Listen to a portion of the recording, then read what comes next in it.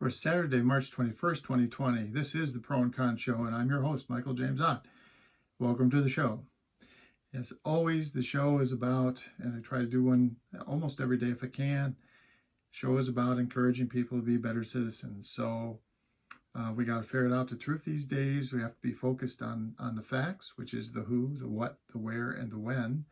And we have to try to put aside all of the opinion and associated bias in the various information streams that come at us. And one of the best ways of doing that is to actually look at various information streams, and even ones that maybe you don't normally agree with their opinions or whatever, but what you're going to find, because I do it all the time, and what you're going to find is you're going to learn who, what, where, and when the facts about certain things that certain information streams that you might normally more agree with will withhold from you, because they are grooming their information to make you be part of their tribe, if you will, to try to have influence, to guide your feelings and your thoughts so that you become controllable,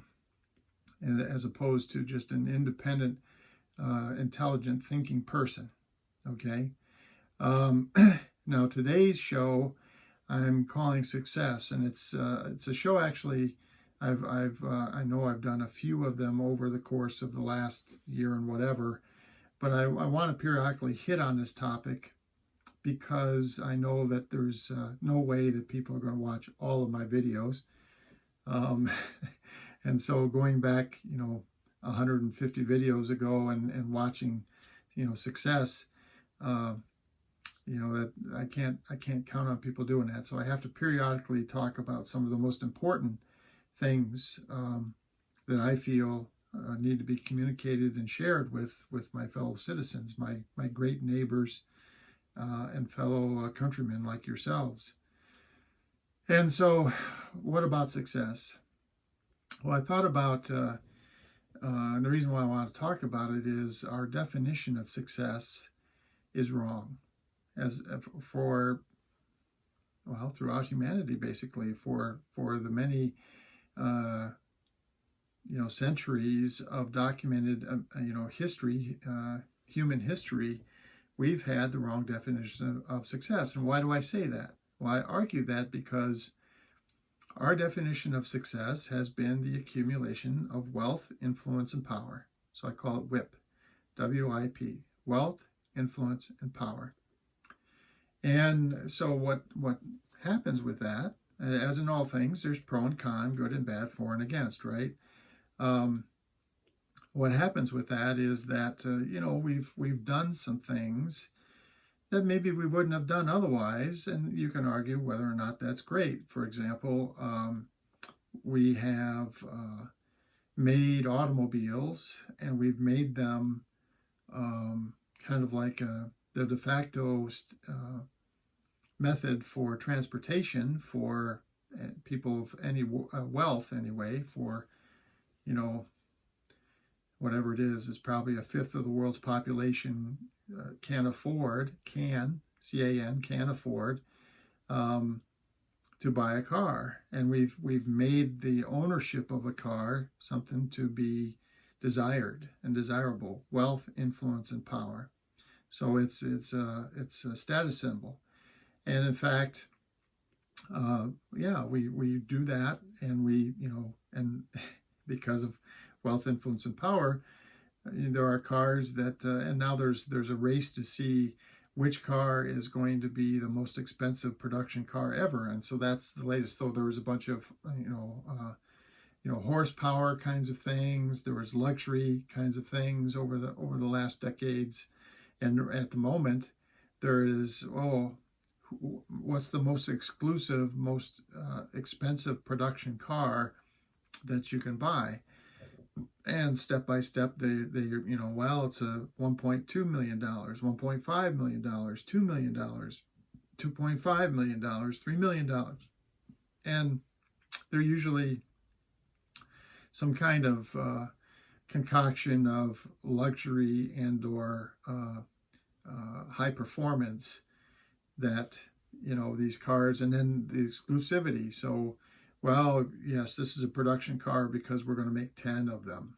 10 cars, 10, serial number 1 through 10. And of course, serial number 1, because it's the most exclusive. It's the first one produced of this limited production of cars. Well, that one's going to be, 3.1 million instead of 3 million because it's exclusive. Okay.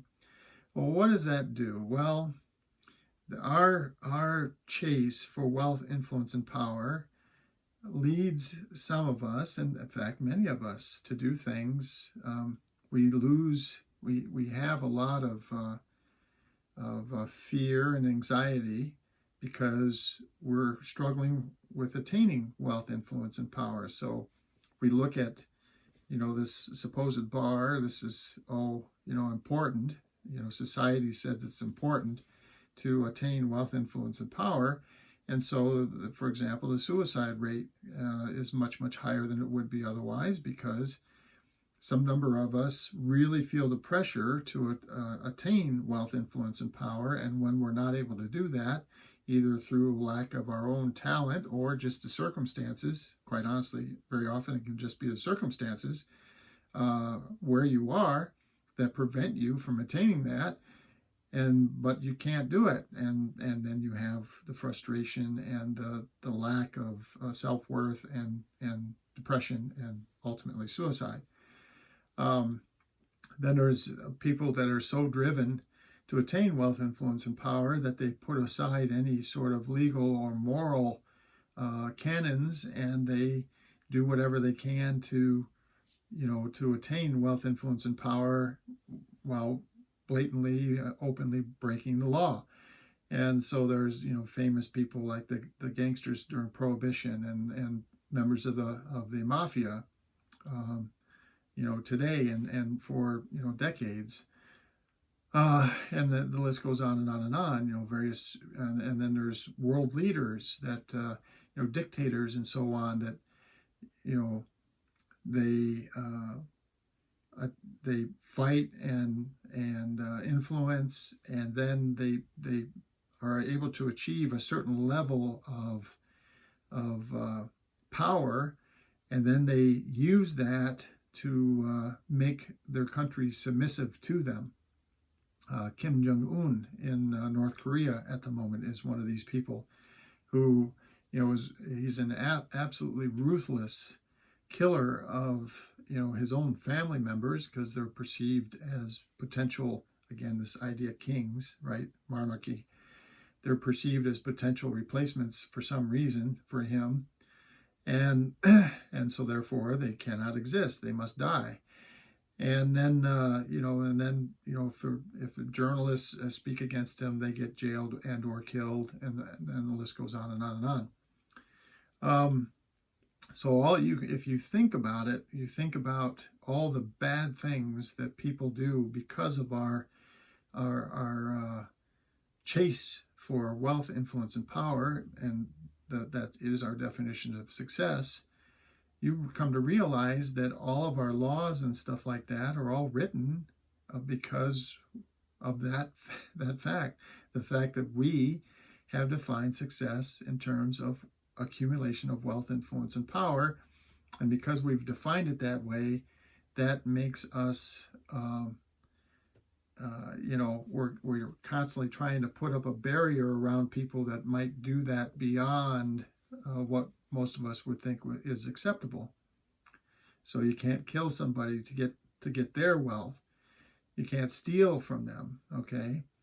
And then so you think about all those laws that we put in place, it's to prevent people who are bent on succeeding, okay, from being overly aggressive beyond the norms of what we think is acceptable in attaining wealth, influence, and power.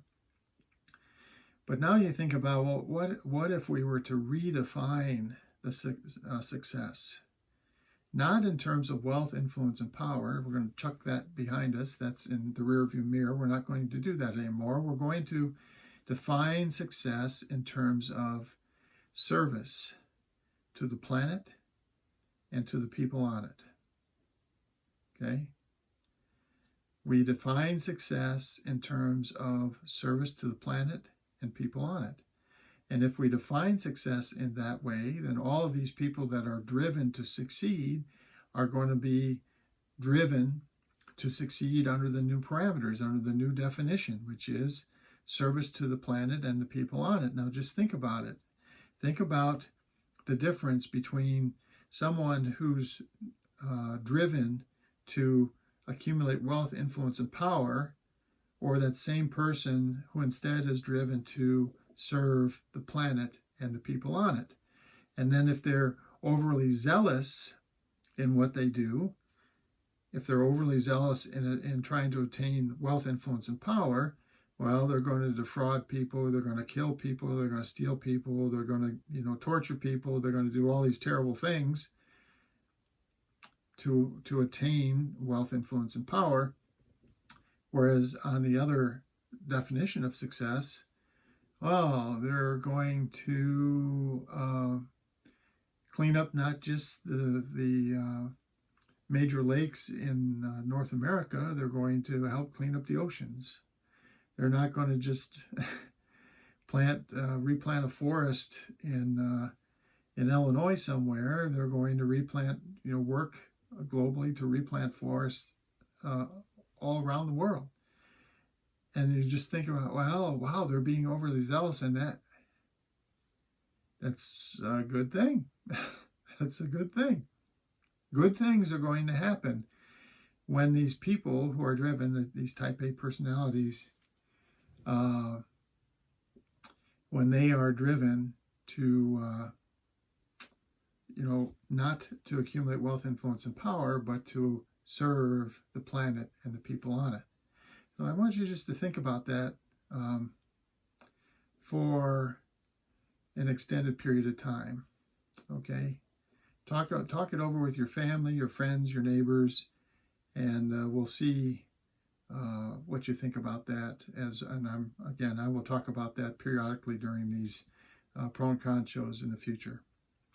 All right, so for Saturday, March 21st, 2020, I'm Michael James Ott. This has been the Pro and Con Show. And until the next show, bye for now.